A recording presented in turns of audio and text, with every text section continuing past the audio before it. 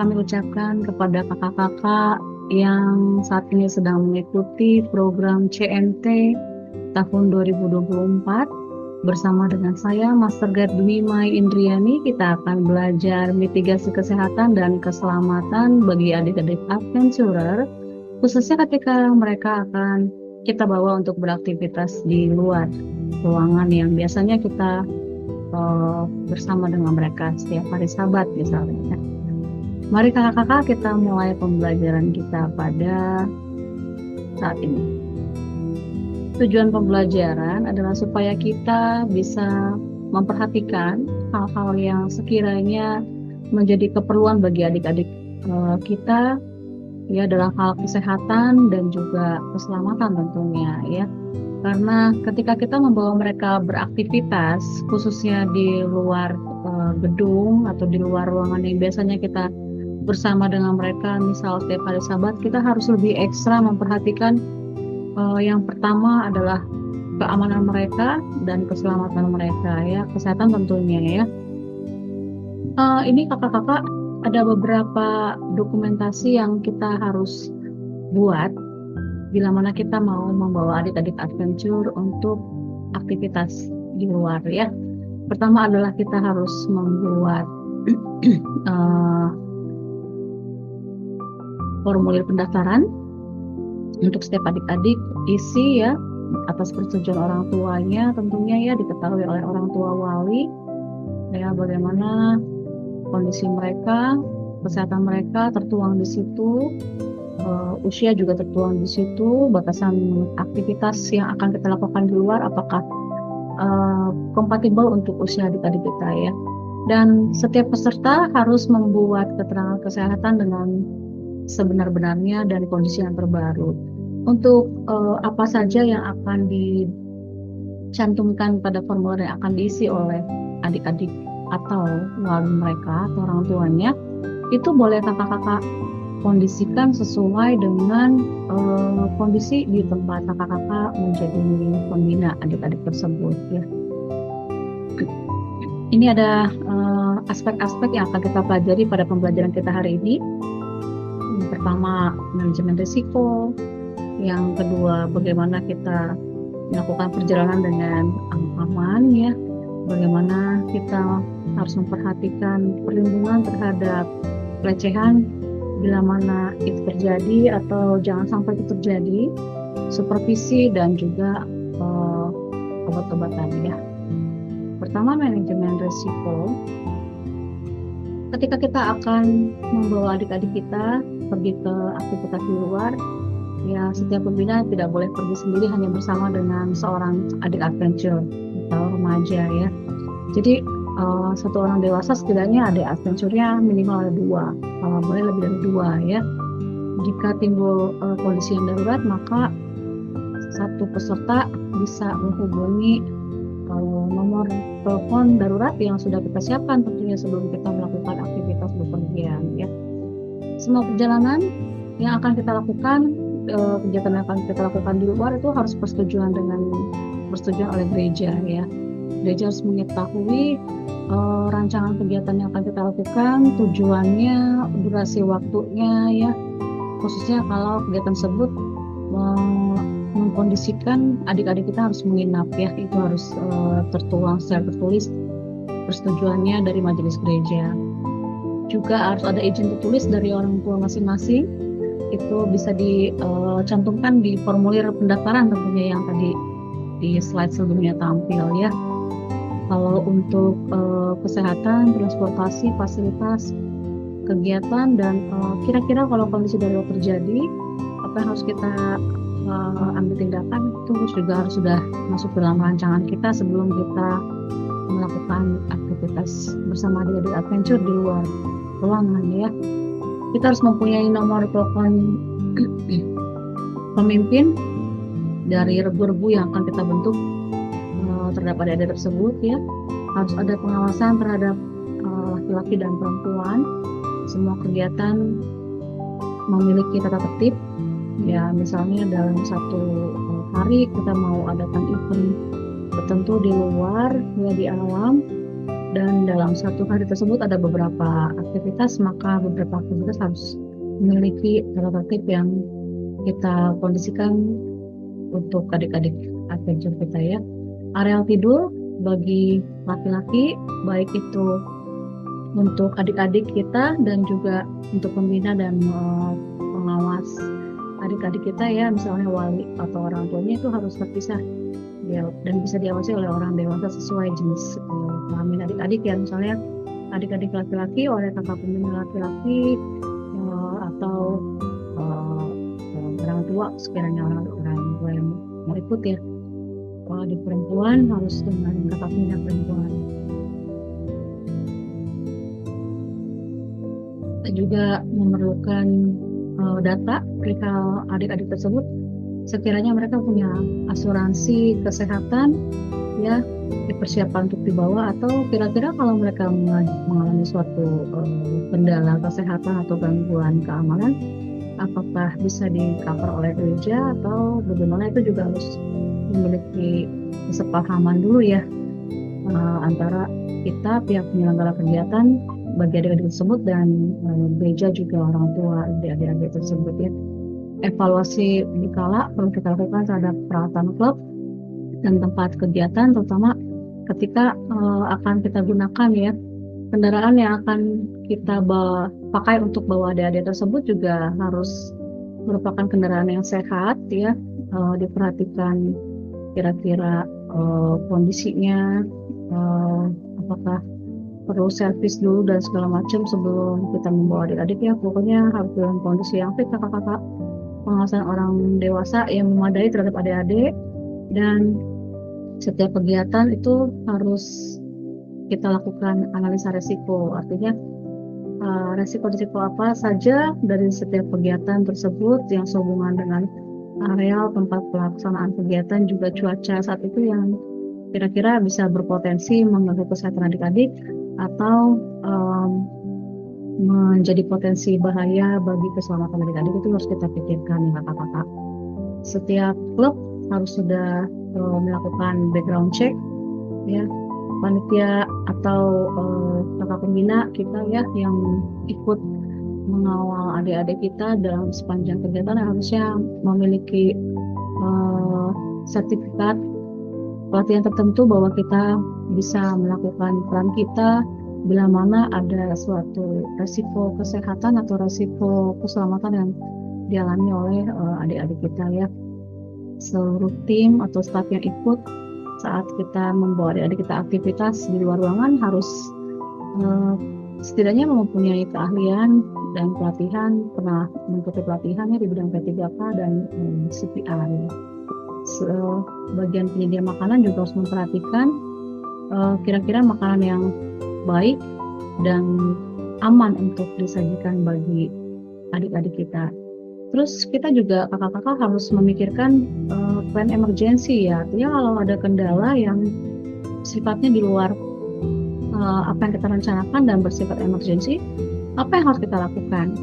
Ya kalau kendalanya berupa gangguan kesehatan dan sifatnya emergency, bagaimana kita akan menanggapinya? Kalau yang terjadi adalah keadaan yang gangguan keamanan sifatnya, kondisi emergency, apa yang kita harus lakukan? Itu juga kita harus punya rencana yang matang ya sebelum kita melakukan perjalanan bersama adik-adik untuk melakukan aktivitas di luar ruangan.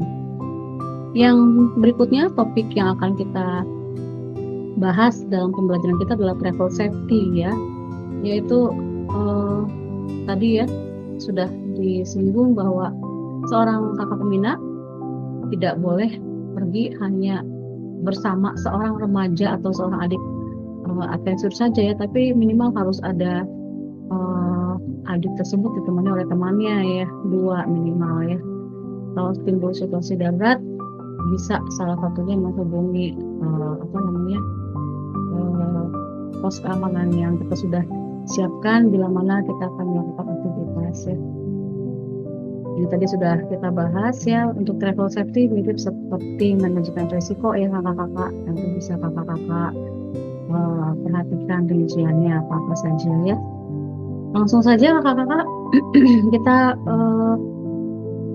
menuju ke pembahasan yang berikutnya, yaitu tentang protection against child abuse, ya, artinya hati-hati terhadap potensi pelecehan yang bisa saja terjadi pada adik-adik kita, ya.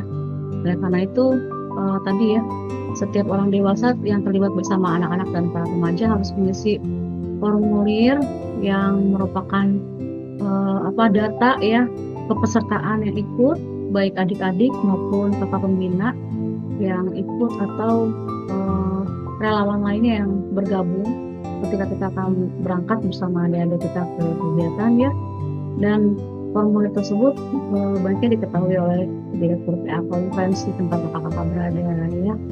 Kemudian staf konferensi tempat harusnya diharapkan bisa memberikan arahan dan bimbingan berkaitan dengan perlindungan anak kepada kita kakak-kakak pembina yang akan berangkat, juga relawan yang akan ikut bersama dengan kita, ya. Anak-anak harus ditanya dulu ketika kita akan melakukan pertolongan pada mereka, yang sekiranya pertolongan tersebut perlu membuat kita menyentuh bagian tubuh tertentu dari adik-adik kita, ya. Ketika kita mau menolong mereka, kita misalnya mereka terluka di bagian tangan, kita harus tanya dulu, misalnya adek, mohon maaf, kakak boleh lihat tangannya, gitu, ya. Jadi ketika kita mau melakukan pertolongan kepada mereka yang sifatnya kita harus menyentuh tubuh mereka, kita harus minta izin dulu, gitu, ya. Dan sebaiknya semaksimal mungkin kita tidak menyentuh bagian tubuh dari adik-adik kita yang sekiranya adalah bagian-bagian yang sensitif, gitu, ya, terutama yang berada di balik pakaian, ya. Kalau bisa sekiranya terjadi gangguan kesehatan atau gangguan keamanan pada adik-adik di lokasi yang sekiranya bagian sensitif, kalau bisa kita sedapat mungkin keluarga yang melakukannya, ya, minta izin keluarga, ya. Biasanya kalau adik-adik adventure masih ada orang tua yang ikut, ya, atau perwakilan dari orang tuanya, ya, itu harus kita libatkan, ya. Kalau untuk sukarelawan yang berangkat bersama tim kita, sebaiknya dilarang melakukan kontak fisik dengan adik-adik binaan kita, ya. Baiknya kalau ada apa-apa dengan mereka yang bersifat harus kontak fisik, biarlah kakak-kakak pembina saja, gitu, ya. Kalau untuk relawan sebaiknya tidak diizinkan untuk melakukan kontak fisik dengan adik-adik kita, ya. Saat kegiatan, arahkan kalau adik-adik kita misalnya harus bermain berantai, gitu, ya, dengan teman-temannya, maka bagian yang boleh dipegang adalah pundaknya adik-adik, ya. Kalau untuk kita memberikan perwujudan kasih sayang kepada adik-adik kita, tanda peduli, itu dalam bentuk kita mencium adik-adik kita misalnya, ya, itu maksimal dilakukan di bagian dahi, ya, tidak boleh di bagian yang lain. Adik-adik adventure tentunya kadang-kadang masih ada yang suka ingin dipangku, ya, terutama yang kelas-kelas masih kecil, ya. Kalau mereka masih berkelakuan manja mungkin, ya, seperti itu, boleh kita arahkan supaya mereka tidak kita pangku, ya, kakak-kakak, tapi arahkan adik-adik kita untuk boleh duduk di samping kita, ya, sehingga kita tidak harus memangku adik-adik tersebut, ya. Terus tindakan disiplin harus bisa dilihat dari kita orang dewasa terhadap adik-adik tersebut, ya. Kalau sekiranya adik-adik tersebut dalam pelaksanaan kegiatan melakukan sesuatu yang kita anggap itu melanggar aturan yang kita buat untuk aktivitas atau kegiatan yang sedang kita lakukan, kita langsungkan, ya. Untuk mendisiplin adik-adik sebaiknya tidak berupa hukuman fisik, kakak-kakak, ya. Berikan pendisiplinan yang mendidik bagi adik-adik kita, tapi tanpa melakukan hukuman fisik berupa apapun atau dengan alasan apapun, ya. Untuk pelecehan terhadap adik-adik kita sebaiknya kita hindari, ya, baik pelecehan terhadap mereka dengan kata-kata, meskipun niatnya mungkin kita bercanda, gitu, ya, atau apalagi kita melakukan suatu pelecehan dengan berkelakuan, gitu, ya, itu sebaiknya dihindari oleh kita semua terhadap adik-adik kita, ya. Ini yang harus kita waspadai kalau seandainya ada tindakan-tindakan yang kita curiga adik kita mengalami sesuatu yang tidak baik ya, yang berhubungan dengan pelecehan ya, kita harus waspadai kalau pakaian adik kita kok kotor ya, basah. Terus kalau dia mengeluh susah buang air kecil, kita harus hati-hati ya, ini kira-kira ada hal-hal yang berhubungan dengan pelecehan atau mereka memang mengalami gangguan kesehatan ya. Kalau mereka mengalami rasa sakit, apalagi sakit di bagian tertentu dan sampai ada pendarahan, itu juga kita harus sangat hati-hati ya terhadap sign atau tanda-tanda yang seperti itu ya. Kalau adik-adik yang wanita khususnya dia ada pendarahan tetapi bukan bersifat haid ya, kita juga harus hati-hati ya. Ini beberapa hal-hal yang harus kita waspadai dari adik-adik kita, apakah mereka mengalami suatu pelecehan atau tidak gitu ya. Nah, kita juga harus mewaspadai kalau sekiranya adik-adik kita berperilaku suka mengusap jempol atau dia sering ngompol ya, suka mengompol atau dalam aktivitas kita ketika jam istirahat atau nggak jam istirahat pun dia mengompol ya, kita harus hati-hati ya. Terus ketika adik-adik kita misalnya ada saat dimana harus berganti kostum tapi dia menolak ganti kostum dalam kondisi normal, kita juga harus berhati-hati terhadap sikap dari adik-adik tersebut ya. Apakah dia mengalami suatu pelecehan dari segi kata-kata ya, itu juga bisa merusak rasa percaya dirinya, mentalnya, sehingga ada bentuk-bentuk perilaku yang agak berbeda dari biasanya adik-adik tersebut ya, yang merupakan suatu wujud dari mereka mengalami stres terhadap mungkin mereka menerima pelecehan ya dari segi kata-kata misalnya gitu ya. Mereka mengalami gangguan ya terhadap emosi atau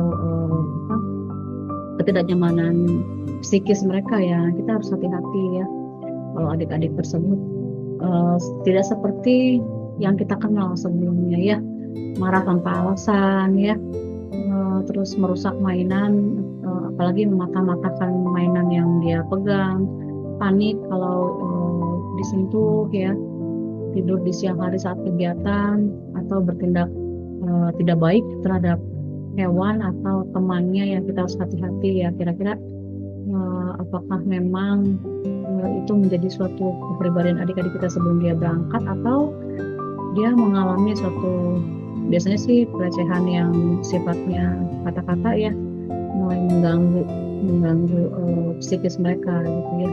Apalagi kalau sampai mengalami pelecehan dengan cara perbuatan gitu ya, itu sangat mengganggu ya. Nah, kita harus berani untuk melaporkan kondisi gangguan tersebut bila mana terjadi ke pihak perlindungan anak ya. Jangan membahas tentang apa yang dialami oleh adik-adik kita seandainya mereka mengalami masalah di bidang ini ya, ke pihak lain kecuali yang punya otoritas. Artinya tidak menyebarkan berita yang sesungguhnya terjadi ke orang yang sembarangan gitu ya, karena bisa akan berakibat lebih tidak baik lagi ya. Minta bantuan dari orang tua atau keluarga yang anaknya menjadi korban untuk bisa membangkitkan kembali rasa percaya diri dari si adik yang sekiranya mengalami tindakan pelecehan ya, ketika ada aktivitas di luar tempat-tempat kita aktivitas biasanya kakak-kakak ya. Nah, tahap yang berikutnya adalah supervisi. Di bagian supervisi ini tujuannya adalah untuk meminimalkan resiko yang mungkin terjadi saat kegiatan ya.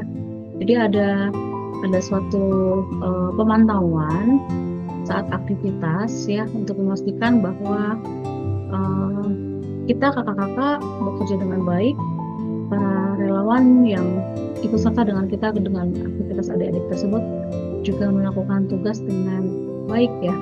Harus ada pengawasan dari tim yang berada di atas kita ya.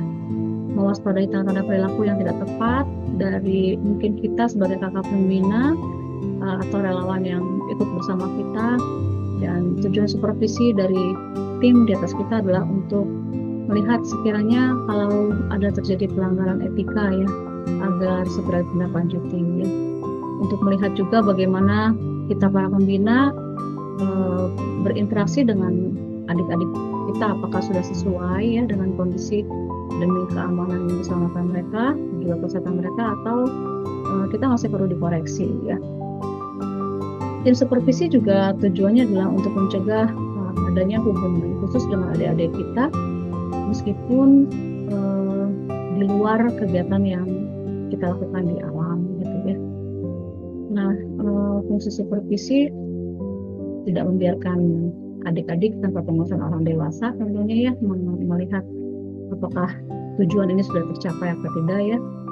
Untuk orang tua bertanggung jawab terhadap anaknya sebelum dan sesudah kegiatan. Ini juga fungsi dari supervisi, mencegah adik-adik pergi bersama dengan yang lebih dewasa ke tempat-tempat yang sifatnya agak sepi ya, misalnya ruang ganti, ke toilet ya, kecuali dengan orang dewasa yang dalam artian saudara kandung ya. Melibatkan orang dewasa lain untuk mengawasi kegiatan yang kita lakukan juga adik-adik kita ya.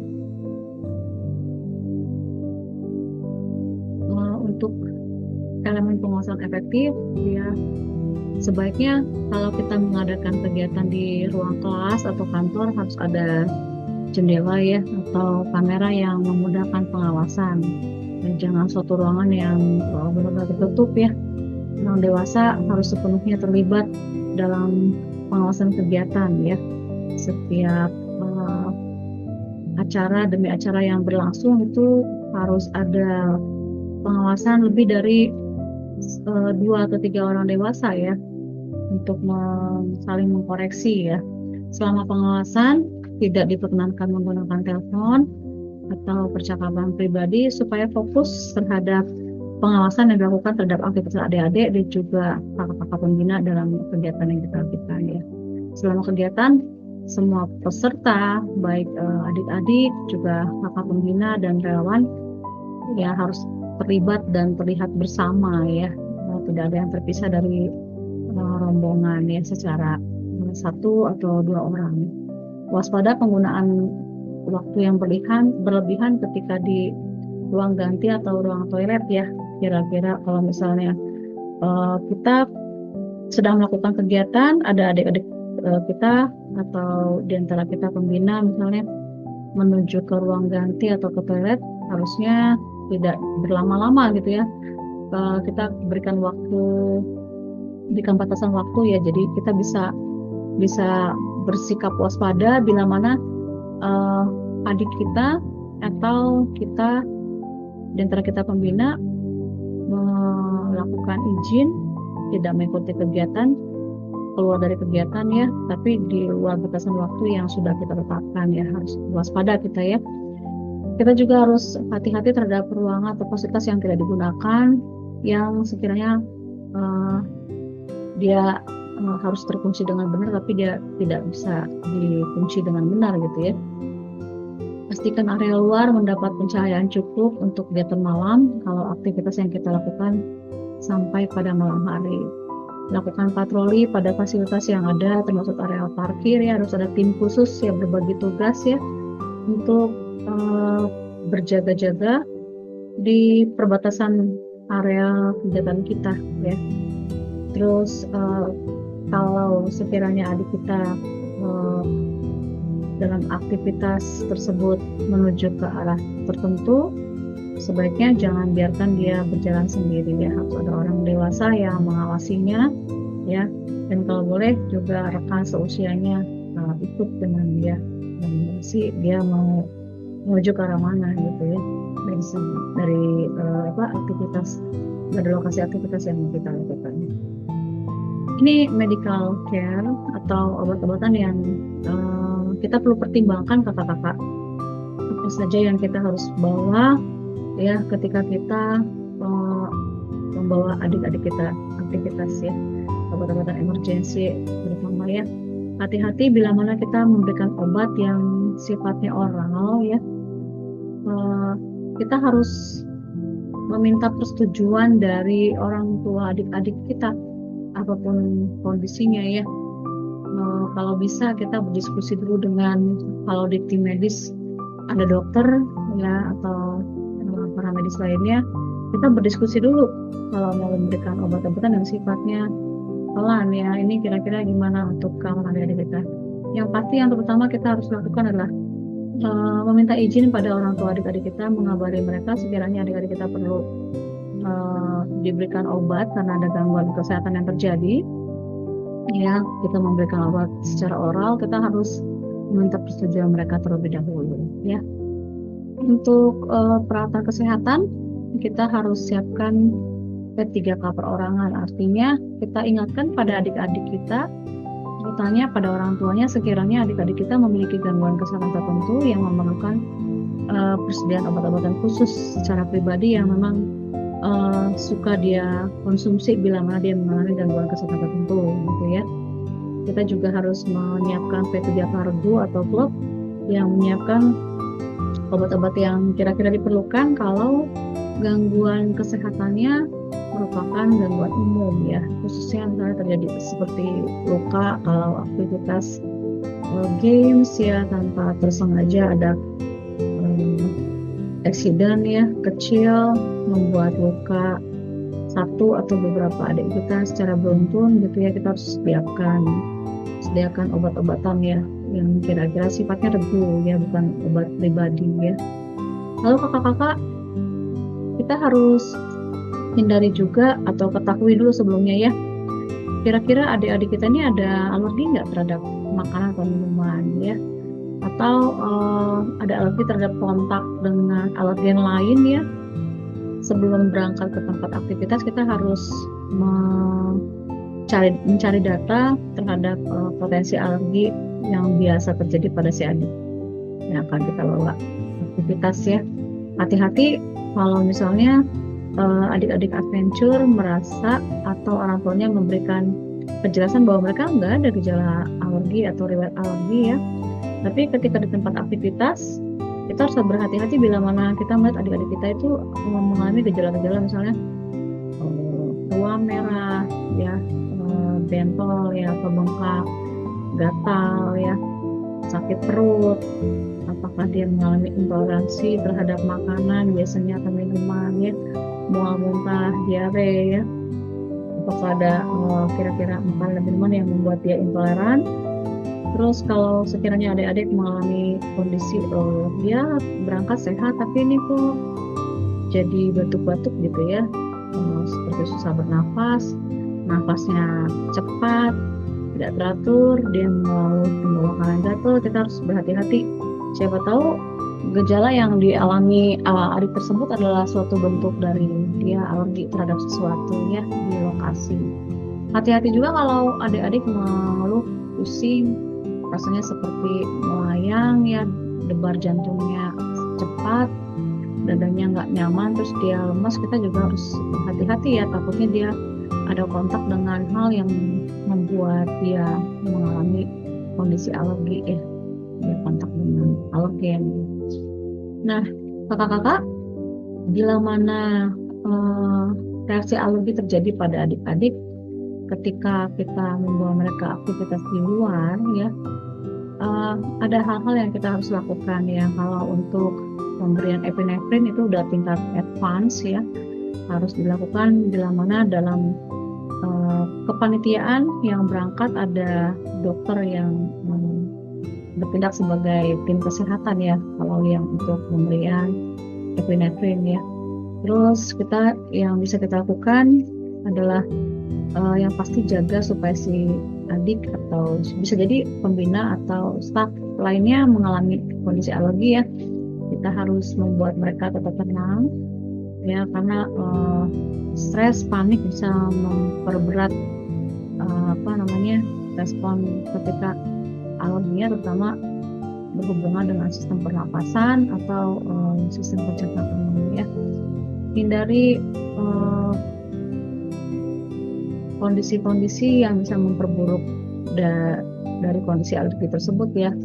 Misalnya lingkungan sekitar kira-kira ada nggak potensi bahaya yang bisa memperberat si alergi yang dialami oleh si adik-adik ya.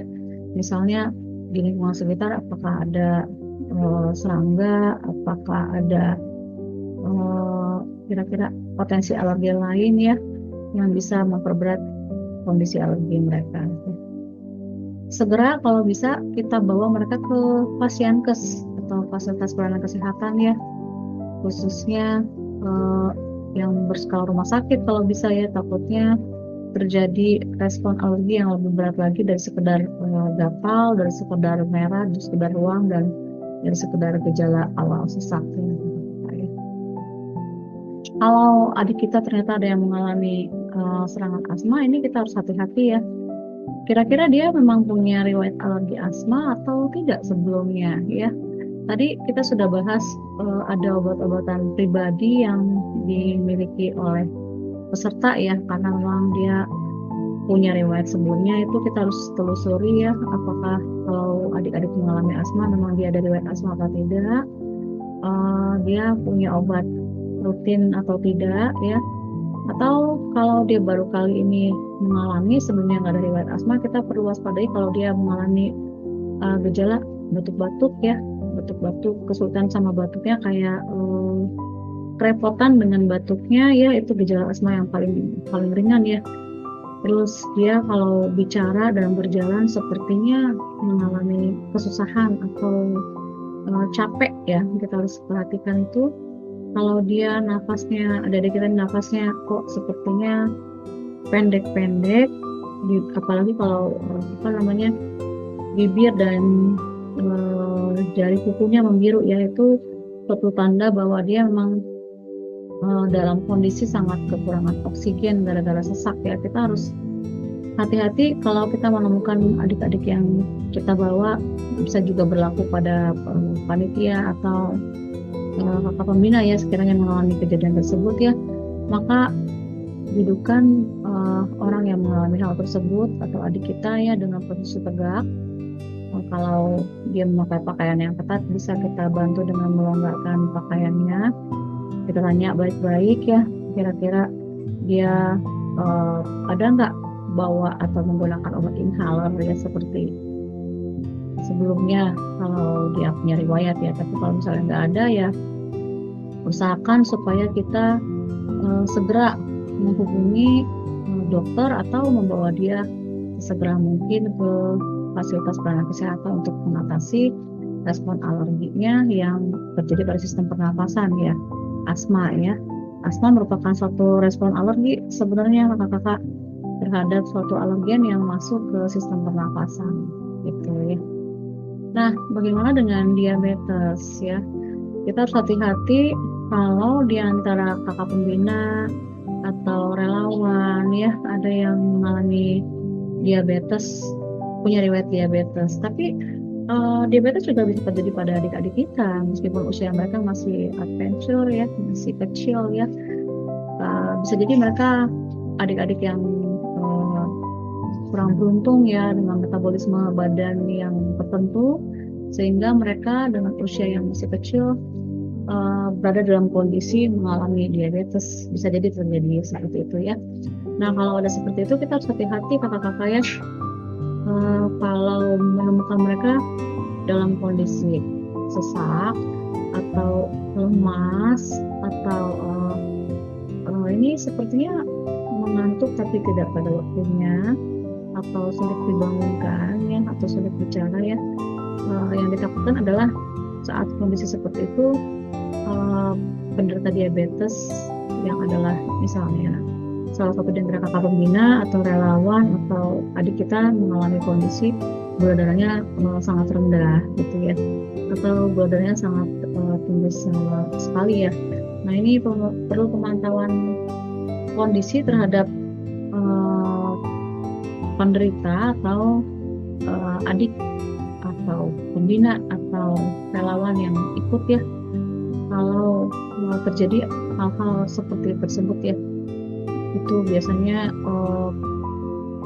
terjadi kalau gula darah mereka sangat rendah sekali atau sangat ketinggian sekali. Dan apa yang kita harus lakukan ya sebaiknya adalah rujuk ke fasilitas pelayanan kesehatan ya, harus diwaspadai. Ini diantaranya gejala-gejala yang bisa terjadi kakak-kakak ya, seperti bingung orangnya ya, entah terjadi pada tadi ya panitia atau kakak pembina atau adik-adik adventure yang kebetulan kurang beruntung dan mengalami diabetes meskipun kondisinya masih ini ya masih kecil ya. Dia keringatan luar biasa padahal nggak dalam suatu kondisi yang mengakibatkan seseorang bisa berkeringat ya, tapi dia kok keringatan luar biasa ya, kita harus hati-hati ya. Atau adik-adik kita mengeluh dia merasa ada perasaan yang aneh atau staff atau panitia yang ikut ya, kakak pembina ikut merasa ada yang aneh perasaannya ya, aneh bercenderung ke ini saya kok seperti lemas, apalagi kalau sampai terjadi suatu kondisi tidak sadar. Nah kita harus hati-hati ya kalau pada orang yang dia ternyata diabetes ya atau punya riwayat dan kita sudah tahu itu sebelum pemberangkatan misalnya ya. Pertolongan yang bisa kita lakukan kalau orang dengan riwayat diabetes atau kecurigaan kita dia mengalami suatu diabetes, kalau dia mulai mengalami kondisi lemah gitu ya, mulai ngantuk-ngantuk, kita boleh kasih cairan yang sifatnya menambah kadar gula si orang tersebut ya. Tapi kalau bisa sih dalam dalam alat P3K yang kita bawa, kalau bisa ya diadakan alat untuk memeriksa gula darah ya. Sekiranya hal itu dialami karena kondisi gula darah yang sangat rendah di bawah 70 kasilnya misalnya ya, boleh kita kasih minuman manis gitu ya, atau makanan manis yang lebih cepat diolah adalah minuman manis ya. Tapi kalau ternyata hal tersebut dialami oleh karena sebaliknya kadar gulanya ketika kita cek sangat ketinggian sekali ya, tentunya kita jangan menambah lagi dengan memberikan minuman manis ya. Jadi yang harus kita lakukan adalah merujuk, membawa si orang yang mengalami kondisi tersebut ke fasilitas pelayanan kesehatan khususnya yang berskala rumah sakit ya kakak-kakak ya. Menjadi catatan bagi kita bahwa penanganan kondisi khusus seperti alergi, asma, dan diabetes ini kalau terjadi ketika kita melakukan aktivitas di luar ya, maka bantuan atau pertolongan yang kita berikan itu sifatnya hanya sementara. Sebaiknya itu segera kita rujuk ke fasilitas pelayanan kesehatan tingkat lanjut ya, khususnya yang berskala rumah sakit, atau setidaknya ketika awal kejadian, awal kita menemukan gangguan kesehatan khususnya dalam hal ini alergi, asma, diabetes ya, kita segera melakukan panggilan terhadap tenaga medis ya. Ini kita upayakan semaksimal mungkin apa yang bisa kita upayakan untuk bisa menolong si adik atau panitia atau kakak pembina yang sekiranya mengalami kondisi alergi, asma, dan gangguan kesehatan akibat dari diabetes yang tidak terkendali ya.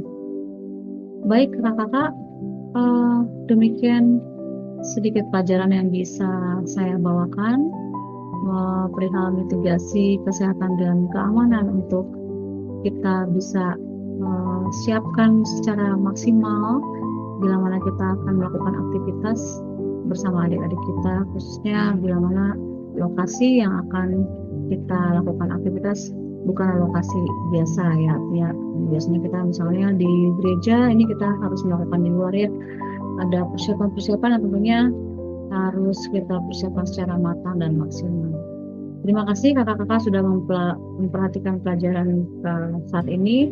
Semoga bisa menambah wawasan dan pengetahuan bagi kakak-kakak semua. Terima kasih.